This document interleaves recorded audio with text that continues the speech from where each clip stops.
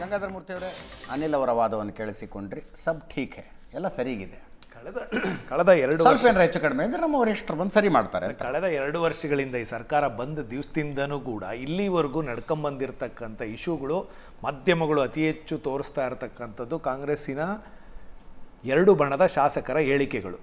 ಅದು ಪದೇ ಪದೇ ಕೆಲವು ಸಂದರ್ಭದಲ್ಲಿ ಸಿದ್ದರಾಮಯ್ಯನವರು ಬಣದ್ದು, ಕೆಲವು ಸಲ ಡಿ ಕೆ ಶಿವಕುಮಾರ್ ಬಣದ್ದು. ಈ ತಟಸ್ಥವಾಗಿರ್ತಕ್ಕಂಥ ಸೀನಿಯರ್ಗಳು ಪಾಪ ಎಲ್ಲ ಸುಮ್ಮನಾಗ್ಬಿಟ್ಟಿದ್ದಾರೆ. ಈಗ ನೆನ್ನೆ ಸ್ಟೇಟ್ಮೆಂಟೇ ತಗೊಳ್ಳೋಣ.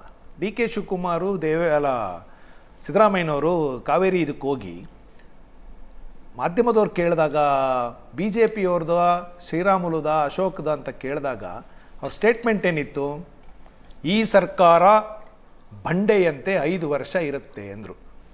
ಅಲ್ಲಿ ಮಾಧ್ಯಮದವ್ರು ಕೇಳಿದ್ರು, ಸರ್ ನೀವಾ ಅಥವಾ ಚೇಂಜಾ ಅಂತ ಕೇಳಿದ್ರು. ಅದನ್ನು ತೇಲಿಸ್ಬಿಟ್ರು.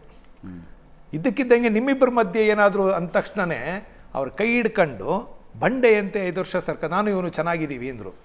ಪಕ್ಕದಲ್ಲೇ ಬಂಡೆನ, ಇಡೀ ಕರ್ನಾಟಕದ ಬಂಡೆನ ಪುಡಿ ಮಾಡಿ ಮಾರ್ದಂಥ ಒಬ್ಬ ವ್ಯಕ್ತಿಯ ಕೈ ಹಿಡ್ಕೊಂಡು ಬಂಡೆ ಸರ್ಕಾರ ಇದೆ ಅಂತಂದರೆ ಅದೆಲ್ಲಿಂದ? ಆ ಮುಗುಳ್ನಗೆ, ಡಿ ಕೆ ಶಿವಕುಮಾರ್ ಅವ್ರ ಮುಗುಳ್ನಗೆ ಸೂಪರ್ ಇತ್ತು. ಅಲ್ಲೇನೋ ಮಾಡ್ತಿದ್ದಾರೆ, ನನಗೆ ಸೀಟೇ ಬಿಟ್ಕೊಡಲ್ಲ, ಇಲ್ಲಿ ನೋಡಿದ್ರೆ ಕೈ ಹಿಡ್ಕೊಂತಾರೆ, ಇವ್ರು ಹೆಂಗೆ ನಂಬೋದು ಅನ್ನೋ ಅರ್ಥದಲ್ಲಿ ಇತ್ತು ಅವ್ರ ಮುಗುಳ್ನಗೆ. ಅದಾದಮೇಲೆ ನೀವು ಮಾರನೇ ದಿವಸದಿಂದ ಈಗ ನೋಡಿ ಅವ್ರದ್ದು ಸಿದ್ದರಾಮಯ್ಯನವ್ರ ನಗು ಹೆಂಗಿದೆ, ಅವ್ರ ನಗು ಹೆಂಗಿದೆ ನೋಡಿ. ಈಗಲೂ ನೋಡಿ, ತೋರಿಸ್ಬೇಕಾರೆ ಇನ್ನೊಂದ್ಸಲ ಸಿದ್ದರಾಮಯ್ಯನವ್ರ ನಗು ಹೆಂಗಿದೆ, ಅವ್ರ ನಗು ಹೆಂಗಿದೆ ನೋಡಿ. ಅದಾದ್ಮೇಲೆ ಬೆಳಗ್ಗೆಯಿಂದ ಸ್ಟಾರ್ಟ್ ಆಯ್ತು ಡಿ ಕೆ ಶಿವಕುಮಾರ್ ಪರವಾಗಿರ್ತಕ್ಕಂಥ ಎಲ್ಲ ಸಿದ್ದರಾಮಯ್ಯನವರು ಬಂಡೆ ಅಂದ್ರಲ್ಲ ಅಂತ ಬಂಡೆ ಖುಷಿ ಪಟ್ಟಿದ್ರು. ಆಮೇಲೆ ಕೈ ಹಿಡ್ಕೊಂಡಾಗ ನೋಡಿ ಹೆಂಗಿತ್ತು ಮುಖ. ಅದಾದ್ಮೇಲೆ ನಿಮಗೆ ಮಾರನೇ ದಿವಸ ಬೆಳಗ್ಗೆಯಿಂದ ಡಿ ಕೆ ಶಿವಕುಮಾರ ಪರ ಇರತಕ್ಕಂಥ ಎಲ್ಲ ಶಾಸಕರು ಮಾಧ್ಯಮಗಳ ಮುಂದೆ ಬ್ಯಾಟಿಂಗ್ ಆಡಕ್ಕೆ ಸ್ಟಾರ್ಟ್ ಆದರು.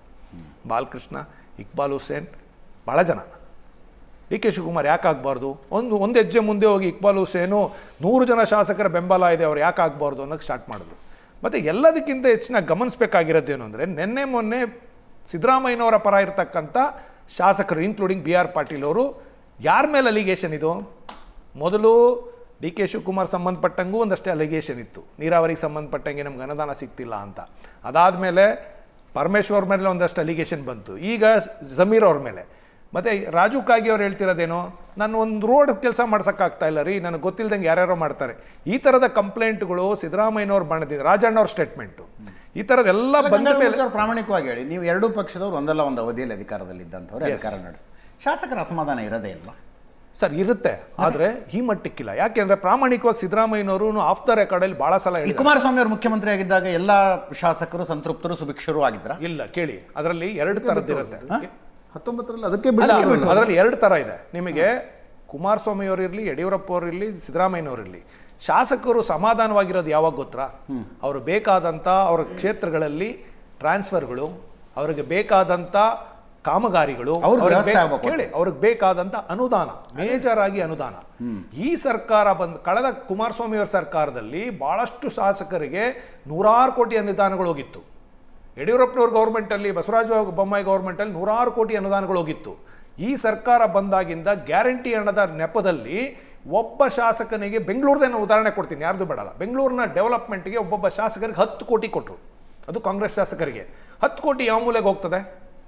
ಒಬ್ಬ ಶಾಸಕರು ಸ್ಟೇಟ್ಮೆಂಟ್ ಮಾಡಿದ್ರು, ನನ್ನ ಕಾನ್ಸ್ಟಿಟ್ಯೂನ್ಸಿಗೆ 2 ಕೋಟಿ ಬಂದಿದೆ ಒಂದು ವರ್ಷದಿಂದ, 2 ಕೋಟಿನ ಯಾವ ರಸ್ತೆಗೆ ಹಂಚಲಪ್ಪ, 20,000 5,000 ಕೂಡ ಹಂಚಕ್ಕಾಗಲ್ಲ ನನ್ನ ಕತೆ. 352 ರಸ್ತೆಗಳಿದಾವೆ, ದೊಡ್ಡ ದೊಡ್ಡ ರಸ್ತೆಗಳು ನಮ್ಮ ಕಾನ್ಸ್ಟಿಟ್ಯೂನ್ಸಿನಲ್ಲಿ, ಕೊಡೋಕ್ಕಾಗಲ್ಲ ಅಂದರು.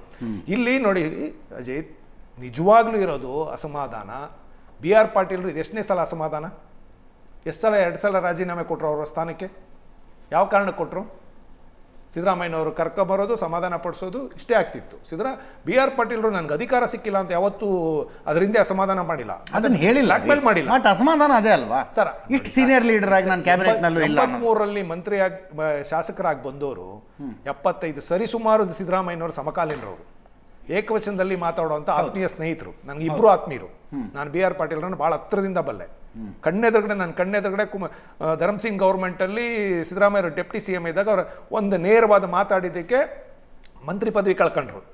ನಾನು ಕೂಡ ಪಕ್ಕದಲ್ಲೇ ನಿಂತಿದ್ದೆ. ಅದು ಒಬ್ಬ ಲೀಡ್ ಮಾಡೋತ್ತಾ ಇರ್ತಕ್ಕಂಥ ಒಬ್ಬ ನಾಯಕಂಗೆ ಮಾತಾಡಿದ್ದಕ್ಕೆ ರಾತ್ರಿ ಮೀಟಿಂಗಲ್ಲಿ ಕಟ್ಟಾಯ್ತು ಅವ್ರದ್ದು.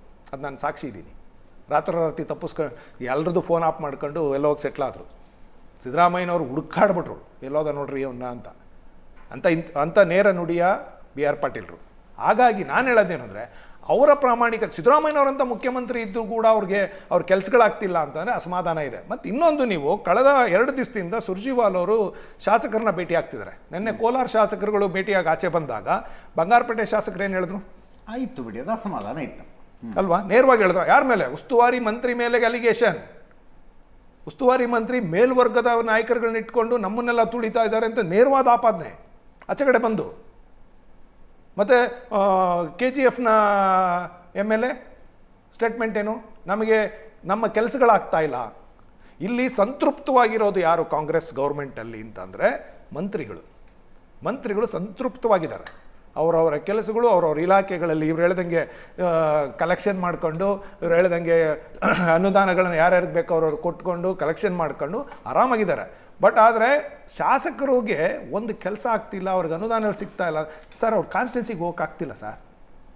ಫ್ರಾಂಕ್ಲಿ ಸ್ಪೀಕಿಂಗ್, ಅವ್ರ ಕಾನ್ಸ್ಟಿಟ್ಯೂನ್ಸಿಗಳಿಗೆ ಹೋಗೋಕ್ಕಾಗ್ತಿಲ್ಲ. ಒಂದು ರಸ್ತೆಗೆ ಕೆಲಸಗಳಾಗ್ತಾ ಇಲ್ಲ, ಮತ್ತು ಒಂದು ಸಣ್ಣ ಇದ್ರ ಕೆಲಸ ಆಗ್ತಾ ಇಲ್ಲ. ಪ್ರತಿಯೊಂದಕ್ಕೂ ಯಾವುದೇ ಮಂತ್ರಿ ಹೋದ್ರು, ಬೆಂಗಳೂರದೇ ತಗೊಳ್ಳಿ, ನಿಮಗೆ ಯಾವ ಮಂತ್ರಿಗೆ ಬಂದು ಬೆಂಗಳೂರು ಅಭಿವೃದ್ಧಿ ಮಂತ್ರಿ DK ಶಿವಕುಮಾರ್ ಎಷ್ಟು ರಸ್ತೆಗಳನ್ನು 3 ಸಲ ಹೇಳಿದ್ದಾರೆ. ಗುಂಡಿಗಳನ್ನ ನಾನೇ ಸೈಕಲ್ ತೊಗೊಂಡೋಗಿ ಹುಡುಕ್ತೀನಿ, ಒಂದಿದ್ರೆ ಅವನ್ನ ಸಸ್ಪೆಂಡ್ ಮಾಡ್ತೀನಿ. ಬನ್ನಿ ಬೆಂಗಳೂರಲ್ಲಿ 10,000 ಗುಂಡಿ ತೋರಿಸ್ತೀನಿ ನಾನು.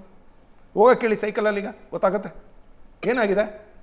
ಬೆಂಗಳೂರಿನ ಶಾಸಕರು ಎಲ್ಲರೂ ಅಸಮಾಧಾನವಾಗಿದ್ದಾರೆ. ಎಲ್ಲರೂ ಕಾಂಗ್ರೆಸ್ಸಿನ ಶಾಸಕರು, BJP ಅವ್ರದ್ದು ದಳದವ್ರು ಬಿಟ್ಬಿಡಿ, ಅವ್ರನ್ನೇನು ಮಾತಾಡ್ಸೋರು ಇಲ್ಲ, ಕೇಳೋರು ಇಲ್ಲ, ಕೇರ್ ಮಾಡೋರು ಇಲ್ಲ. ನಾನು ಹೇಳೋದೇನೆಂದರೆ, ಕಳೆದ 2 ವರ್ಷಗಳಲ್ಲಿ ಸಿದ್ದರಾಮಯ್ಯನವ್ರನ್ನ ವರ್ಚಸ್ಸನ್ನು ಎಲ್ಲ ರೀತಿನ ಹಾಳು ಮಾಡಬೇಕು ಅನ್ನೋ ಕಾರಣಕ್ಕೆ ಸಿದ್ದರಾಮಯ್ಯನವ್ರ ಸುತ್ತ ಇರ್ತಕ್ಕಂಥ ಎಲ್ಲ ಪ್ರಭಾವಿ ಮಂತ್ರಿಗಳು ಯಾರ್ಯಾರು ಸಿದ್ದರಾಮಯ್ಯನವ್ರ ಪರ ಮಾತಾಡ್ತಿದ್ರು ಅವರೆಲ್ಲರೂ ಒಂದೊಂದು ಕಾರಣಕ್ಕೆ ಬೀಗ ಹಾಕಿದ್ದಾರೆ. ರಾಜಣ್ಣನ ಮಗನ ಯಾವ ರೀತಿ ಬೀಗ ಹಾಕ್ಸಿದ್ರು, ಪರಮೇಶ್ವರನ ಯಾವ ರೀತಿ ಬೀಗ ಹಾಕ್ಸಿದ್ರು, ಯಾರು ಇದರಿಂದ ಇರೋದೆಲ್ಲನೂ ಹೈಕಮಾಂಡ್ಗೆ ಗೊತ್ತಿಲ್ವಾ? ಸಿದ್ದರಾಮಯ್ಯನವ್ರಿಗೆ ಗೊತ್ತಿಲ್ವಾ? ಅಥವಾ ಕಾಂಗ್ರೆಸ್ ನಾಯಕರಿಗೆ ಗೊತ್ತಿಲ್ವಾ? ಯಾರು ಇದನ್ನೆಲ್ಲ ಮಾಡಿಸ್ತಾ ಇರೋದು? ಆದರೆ ಕಾಂಗ್ರೆಸ್ಸಿನ ಇತಿಹಾಸ ಭಾಳ ದೊಡ್ಡದಿದೆ, ನನಗಿಂತ ಜಾಸ್ತಿ ನಿಮಗೆ ಗೊತ್ತು. ಏರ್ಪೋರ್ಟಲ್ಲಿ 174 ಗೆಲ್ಲಿಸಿದಂಥ 179 ಗೆಲ್ಲಿಸಿದಂಥ ವೀರೇಂದ್ರ ಪಾಟೀಲ್ನ ಏರ್ಪೋರ್ಟಲ್ಲಿ ಇಳಿಸ್ಬಿಟ್ಟು ಹೋಗ್ಬಿಟ್ರು.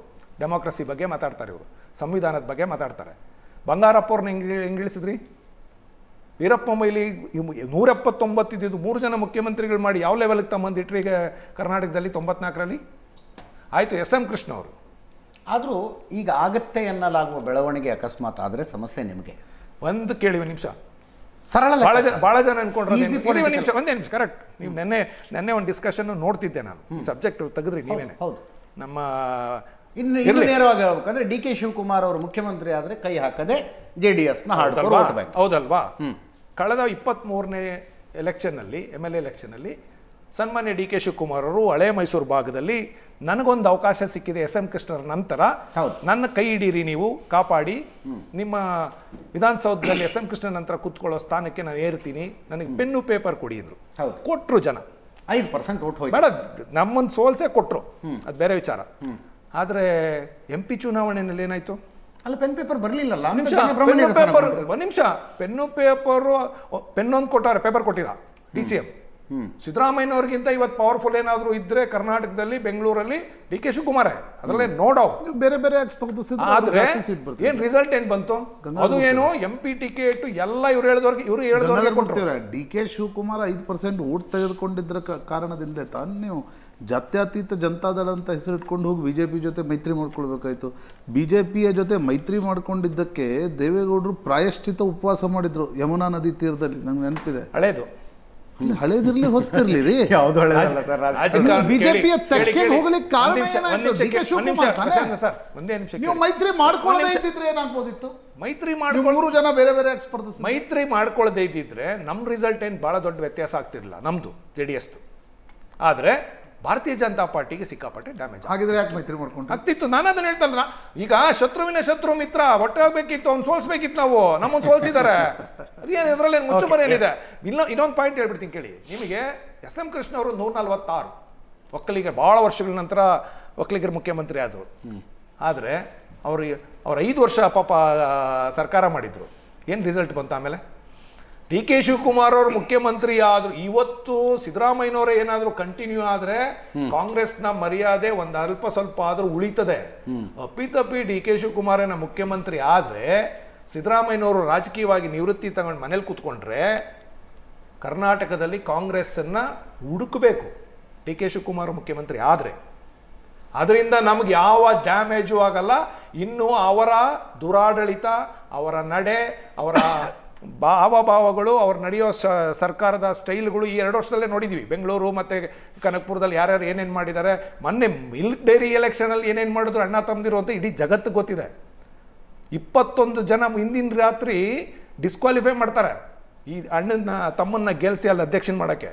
ಇಂಥ ದುರಾಡಳಿತ ಮಾಡೋದಕ್ಕೆ ಅಕಸ್ಮಾತ್ ಏನೋ ಕಾಂಗ್ರೆಸ್ ಇಷ್ಟಪಟ್ಟು ಸಿದ್ದರಾಮಯ್ಯನವ್ರನ್ನ ಇಳಿಸಿ ಕೊಟ್ಟರೆ ನಮಗಾಗೋಷ್ಟು ಖುಷಿ ಯಾರಿಗೂ ಆಗಲ್ಲ.